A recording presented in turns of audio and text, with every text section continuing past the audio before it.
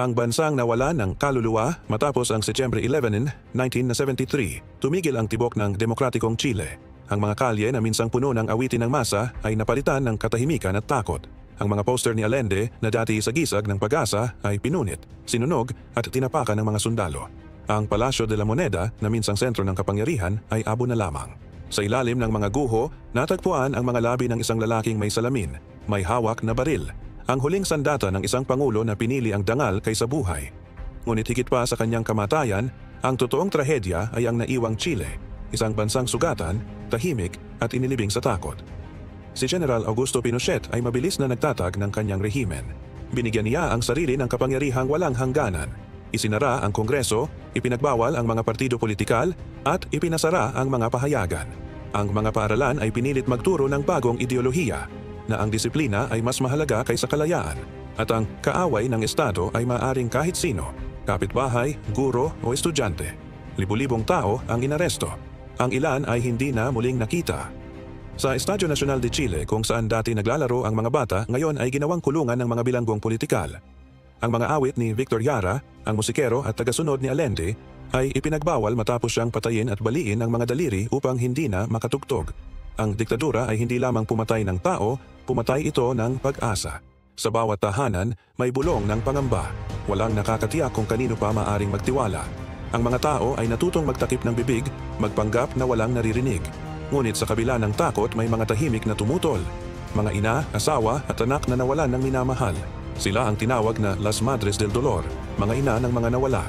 Tuwing gabi, nagtitipon sila, tahimik, may dalang litrato ng kanilang mga mahal sa buhay. Hindi sila sigaw, pero ang katahimikan nila ay mas malakas pa sa anumang bala.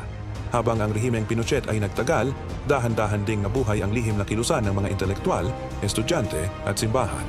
Ang Simbahan Katolika ng Chile sa ilalim ng Vicariate of Solidarity ay nagbigay kanlungan sa mga tumatakas sa pamahalaan. Doon, lihim nilang itinatago ang mga dokumento ng mga pinatay at dinukot, upang isang araw, ang katotohanan ay hindi na maikakaila. Sa mga universidad, may mga guro na nagtuturo ng kasaysayan sa pagitan ng mga linya, mga estudyanteng nagsusulat ng tula tungkol sa kalayaan sa ilalim ng ibang pangalan. At sa bawat lihim na tula, sa bawat dasal ng ina, buhay pa rin si Allende, hindi sa laman, kundi sa diwa ng paglaban. Lumipas ang halos 2 dekada. Ang mga bata na ipinanganak noong 1973 ay lumaki na, ngunit bitbit nila ang tanong, bakit kailangan mangyari ito? Noong 1988, pinilit ni Pinochet ang isang plebisito, isang botohan kung mananatili pa ba siya sa kapangyarihan. Inakala niyang siya ay mananalo. Ngunit ang mga taong matagal nang pinatahimik ay nagsimulang magsalita. Sa mga lansangan, sumigaw muli ang Chile, "No mas, tama na." Sa telebisyon, isang kampanya ang nagpasiklab ng pag-asa, ang No Campaign, isang makulay, masayang advokasya ng demokrasya na nagpaalala sa mga tao na may karapatan silang pumili.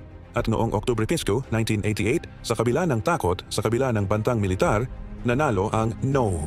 Ngayon, sa bawat dokumentaryo, sa bawat aklat, sa bawat pelikula tungkol sa Chile, hindi kailanman mawawala ang pangalan ni Salvador Allende.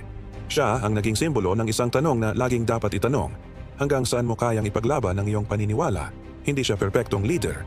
May mga pagkakamali siya, may mga programang hindi umubra, may mga alyansang naging sablay.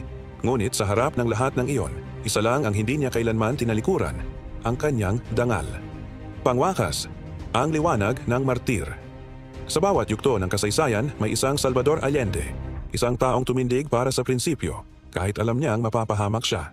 At sa bawat bansang dumanas ng diktadura, may isang La Moneda na muling itinatayo, hindi sa bato kundi sa alaala ng tapang at katotohanan. Ang kwento ni Allende ay kwento ng pag-ibig, pag-ibig sa bayan, sa katotohanan at sa kapwa. At marahil ito ang tunay na kahulugan ng pagiging leader, hindi ang manalo sa halalan, kundi ang manindigan hanggang sa huli. Ang mga leader ay dumarating at umaalis, ngunit ang mga tunay na martir, sila ang nagiging tinig ng kasaysayan. Iako si Your Channel Name. Ano ito ang kwento ni Salvador Allende, ang huling pangulo na namatay ngunit kailanman ay hindi natalo. Ika-6 na yugto, ang pagputok ng kudeta taong 1973, 3 taon matapos ang kanyang pagkahalal. Habang mas lalong umiinit ang tensyon, dumami rin ang mga protesta, welga at kaguluhan. Ang mga sundalo na dating tapat sa konstitusyon ay nagsimulang kumiling sa kanan. Noong Setyembre 11, 1973, isang araw na tatatak sa kasaysayan. Umaga pa lang, naririnig na ang ugong ng mga fighter jets sa Santiago. Ang Palacio de la Moneda, ang Malacanang ng Chile, ay napalibutan ng mga tangke. Ang namuno sa kudeta, General Augusto Pinochet, dating pinagkakatiwalaan ni Allende. Ikapitong yugto, ang huling pananalita. Habang pinapasabog ng mga jet ang gusali, hawak ni Allende ang mikropono sa loob ng palasyo.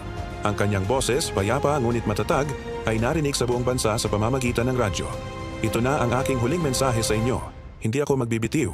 Magbabayad ako ng buhay para sa prinsipyo ng Chile. At sa mga huling minuto ng kanyang buhay, si Salvador Allende ay nanatili sa kanyang opisina, hindi tumakas, hindi sumuko. Sa halip, sinuot niya ang kanyang helmet, kinuha ang kanyang AK-47, regalong baril ni Fidel Castro, at lumaban. Ilang sandali bago siya binawian ng buhay, pinili niya ang kamatayan kaysa pagtalikod sa kanyang paniniwala. Ang opisyal na ulat, si Allende ay nagpakamatay. Ngunit para sa marami, siya ay pinaslang ng kasaysayan. Ikawalong yugto, ang dugo at katahimikan. Pagkatapos ng kudeta, dumating ang kadiliman. Ang Chile ay napunta sa kamay ni Pinochet, isang diktador na namuno sa loob ng halos 2 dekada. Libu-libong aktivista ang pinatay, tinorture at pinatahimik. Ang mga pahayagan ay sinunog, ang mga kanta ay ipinagbawal, at ang mga pangarap ay tinabunan ng takot. Ngunit sa puso ng mga tao nanatili ang pangalan ni Salvador Allende bilang simbolo ng tapat na leader na pinili ang bayan kaysa sarili. Ikasiyam na yugto, ang pamana ng martir lumipas ang mga dekada. Ngunit ang kanyang imahe, nakasuot ng salamin, may marangal na tindig, ay naging sagisag ng pag-asa. Ang kanyang pangalan ay inuusal sa mga protesta. Allende vive! Buhay si Allende! Ang kanyang mga prinsipyo ay nagpatuloy sa mga bagong leader ng Latin America, sa Venezuela, Bolivia, at maging sa Chile mismo. Ang kanyang alaala ay hindi na lamang bahagi ng nakaraan, kundi paalala na ang tunay na demokrasya ay hindi lang nasa balota kundi sa tapang ng puso. Ika-10 yugto, ang aral ng kasaysayan. Sa pagdaan ng panahon, marami ang nagtanong, nagtagumpay ba si Allende? O siya ba ay trahedyang politikal na nagmistulang babala sa mundo? Ngunit marahil, ang tagumpay ay hindi nasusukat sa kung gaano katagal kang nanatili sa kapangyarihan, kundi kung gaano katibay ang iniwang alaala mo sa puso ng bayan. At si Allende, kahit patay, ay patuloy na nabubuhay sa mga bansang naghahangad ng hustisya. Wakas, ang Pangulong hindi sumuko. Sa huling tagpo, balikan natin ang imahe ng lalaking iyon, nakaharap sa bintana ng La Moneda habang bumabagsak ang mga bomba. Ang paligid ay nagliliyab, ngunit siya ay nanatiling tahimik. Hindi siya lumuhod, hindi siya tumakbo. Dahil para sa kanya, ang tunay na leader ay namamatay kasama ng kanyang pangarap. At sa buo ng palasyo isinilang ang isang alamat. Salvador Allende, ang Pangulong hindi sumuko, ang simbolo ng dignidad at ang martir ng demokrasya ng Chile. Music fades, slow violins, then silence. Kung nagustuhan mo ang dokumentaryong ito, huwag kalimutang mag-subscribe para sa mga makasaysayang kwento ng katapangan, prinsipyo at sakripisyo. Ito ang kwento ni Salvador Allende. Isang paalala na ang tunay na laban ay hindi laging sa larangan ng digmaan, kundi sa loob ng puso. Ang awitin ng panahon. Sa mga lansangan ng Santiago, Chile, sumisigaw ang mga manggagawa, may hawak na placard, may pag-asa sa mata. Ang hangin ay puno ng ingay ng mga panawagan. Justicia, pan, trabaho, katarungan. Tinapay, trabaho. 3 salitang bumalot sa buong bansa, 3 salitang naging simbolo ng isang pangarap. At sa gitna ng mga sigaw na iyon, may isang lalaki, matikas, tahimik, nakatingin sa hinaharap. Ang kanyang pangalan, Salvador Allende. Unang yugto, ang simula ng pangarap si Salvador Guillermo Allende Gossens ay isinilang noong Hunyo 26, 1908, sa Valparaiso, Chile. Isang pamilyang gitnang uri, may tradisyon ng serbisyo publiko. Ang kanyang ama ay isang abogado. Ang kanyang ina ay isang huwarang babae na may malasakit sa mahihirap. Bata pa lang si Allende, damanan niya ang hindi pagkakapantay-pantay sa lipunan. Habang siya ay nag-aaral sa medisina sa Universidad de Chile, nasaksihan niya ang paghihirap ng mga manggagawa, ng mga minero, ng mga taong walang kakayahang magpagamot. Doon niya natanim sa puso ang tanong, bakit may mga taong sobra habang ang iba wala ni katiting? At mula sa tanong na iyon, umusbong ang isang paniniwala, na ang politika ay hindi larong pampersonal na kapangyarihan, kundi paraan upang baguhin ang buhay ng tao. Ikalawang yugto, ang doktor na naging revolusyonaryo. Matapos siyang maging doktor, hindi siya nanatili sa ospital. Pinili niyang maging tagapagtanggol ng mga manggagawa. Naging kasapi siya ng Socialist Party of Chile at mula roon nagsimula ang kanyang mahabang paglalakbay sa politika. Tinawag siya ng marami bilang El Doctor del Pueblo, ang doktor ng bayan. Hindi siya nakadamit ng marangya at madalas niyang bisitahin ng mga barong-barong sa Santiago upang marinig mismo ang hinaing ng mga tao. Sa bawat talumpati niya, maririnig ang pag-asa. Ang tunay na revolusyon, sabi ni Allende, ay ang revolusyong ginagawa sa puso, hindi sa bala. Ikatlong yugto, ang halalan ng mga pangarap, 19th Habitancy. Taong 1970, panahon ng kaguluhan at ideolohikal na labanan. Sa isang panig, ang kapitalismo ng kanluran. pinamumunuan ng Amerika. Sa kabila, ang sosyalistang kilusan, pinamumunuan ng Unyong Sobyet. At sa gitna, isang maliit na bansa, Chile, na magiging larangan ng ideolohiya. Tumakbo si Salvador Allende bilang kandidato ng Koalisyong Unidad Popular o Popular Unity, isang alyansa ng mga sosyalista, komunista at progresibong partido. Ang kanyang plataforma ay simple ngunit radikal. Libreng edukasyon, reforma sa lupa, pagkontrol sa mga pangunahing industriya tulad ng pagmimina at langis, at higit sa lahat, katarungan sa ekonomiya. Ang mga mahihirap ay natuwa, ang mga mayayaman ay natakot. Ang CIA nagmamatiyag. Noong Setyembre 4, 1970, sa unang pagkakataon sa kasaysayan, nanalo ang isang Marxistang pangulo sa pamamagitan ng demokratikong halalan, at ang buong mundo ay tumingin sa Chile. Ang ilan may pag-asa, ang iba may kaba. Ika-4 na yugto, ang panahon ng pagbabago. Nang maupo si Allende sa kapangyarihan, agad niyang sinimulan ng malawakang reforma. Pinanationalize niya ang mga minahan ng tanso, ang pangunahing yaman ng Chile. Ang kita, ayon sa kanya, ay dapat mapunta sa mamamayan, hindi sa dayuhang kumpanya. Itinaas niya ang sahod ng mga manggagawa, binawasan ng renta at pinababa ang presyo ng pagkain. Lumikha siya ng mga programang pangkalusugan at edukasyon. Para sa mga ordinaryong mamamayan, si Allende ay parang ama ng bagong Chile. Isang bansang pantay, makatao at puno ng pag-asa.